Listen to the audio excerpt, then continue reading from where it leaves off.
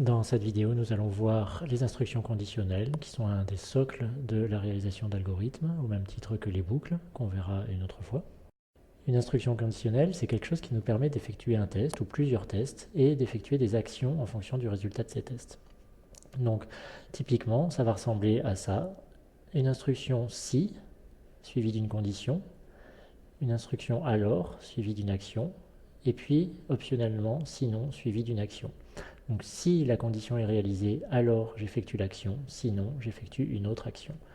Donc le sinon, il est optionnel, on n'est pas obligé de le mettre si on n'a pas d'action particulière à associer à ce sinon. Et puis l'autre chose, c'est qu'on peut enchaîner les si alors si on a plusieurs conditions et plusieurs actions du même type. Alors exemple, si il pleut, alors je prends mon parapluie. Donc si condition il pleut, alors action je prends mon parapluie, et pas de sinon, parce qu'il n'y a pas d'action associée au cas où il ne pleut pas. Autre exemple, avec cette fois le sinon. Donc si j'ai plus de 0,5 g d'alcool par litre de sang, alors je prends un taxi, sinon je prends ma voiture. Donc si condition, alors action, sinon si la condition n'est pas réalisée, je prends ma voiture. Et enfin, je peux avoir une succession de conditions, action, condition, action. Donc ici, je pars en vacances. Si, condition, je vais en Normandie, alors je prends l'autoroute A13. Sinon, c'est-à-dire si je ne vais pas en Normandie, alors si je vais dans le sud-ouest, alors je prends l'autoroute A10. Sinon, c'est-à-dire si je ne vais ni en Normandie ni dans le sud-ouest, si je vais dans le sud-est, alors je prends l'autoroute A6, etc., etc., etc. Et test final, c'est-à-dire action par défaut, si aucune des autres conditions n'est réalisée, alors j'allume mon GPS. Alors voyons ce que ça donne en Python avec les mêmes exemples. Donc poursuis l'exemple des grammes d'alcool par litre dans le sang. Donc je pars du principe que j'ai une variable qui m'indique le taux d'alcool.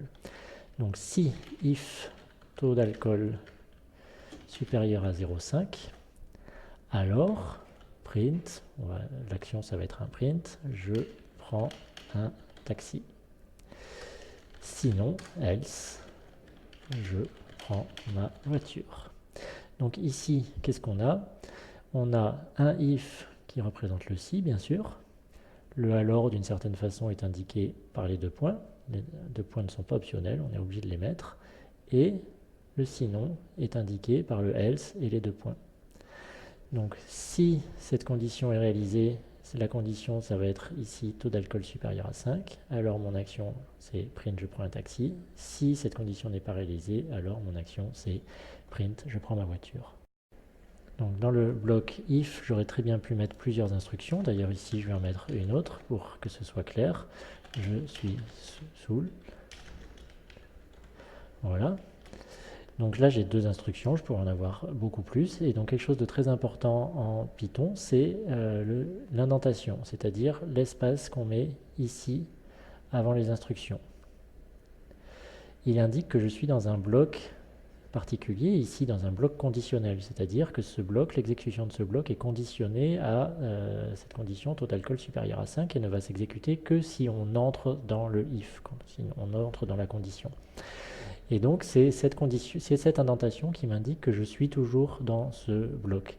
Et si je sors de ce bloc, c'est-à-dire si je reviens ici, ça voudrait dire que je ne suis plus dans le bloc et que je ne suis plus dans ma condition.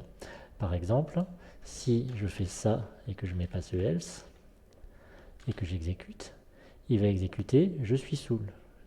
Donc il ne va pas entrer dans le bloc conditionnel puisque le taux d'alcool est égal à 0,3. Par contre, il va faire ce print je suis saoul parce qu'on n'est plus dans le bloc conditionnel.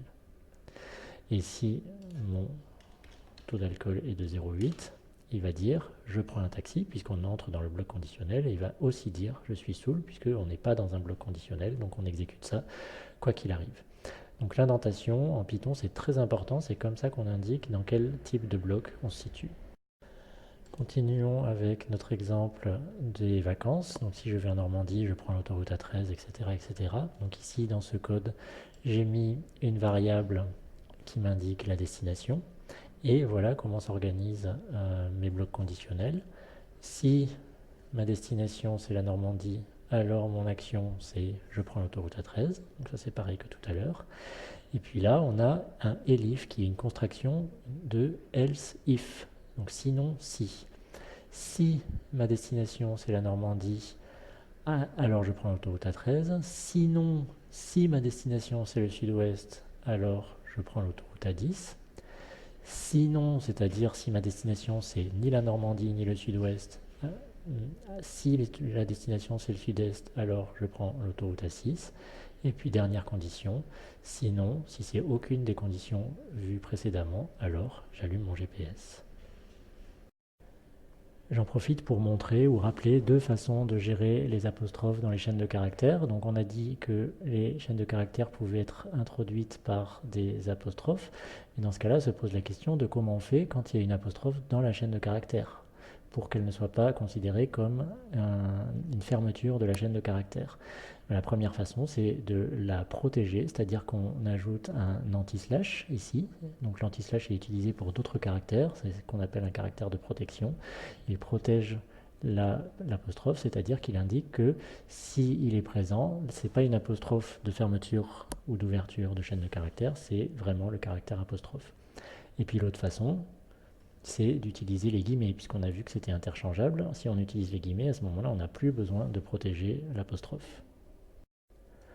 Voyons maintenant notre dernier exemple, sans le sinon. Si il pleut, alors je prends mon parapluie. Donc ici, il y a une particularité, c'est que ma variable, elle est booléenne, j'ai une variable booléenne. Donc je peux écrire si if il pleut égal true, alors print je prends mon parapluie. Et à ce moment-là, si il pleut égal false, alors ça n'imprime rien. Et s'il pleut égal true, alors ça imprime je prends mon parapluie. Donc dans ce cas précis, il y a une façon plus simple de faire. Étant donné que ma variable est une variable booléenne, je peux écrire directement si il pleut, print, je prends mon parapluie. Et c'est la même chose, ça équivaut à if il pleut égal true. Je peux aussi faire pareil pour la valeur false. Au lieu de dire if il pleut égal false, alors je peux écrire if not il pleut. Donc if not il pleut, je vais à la plage.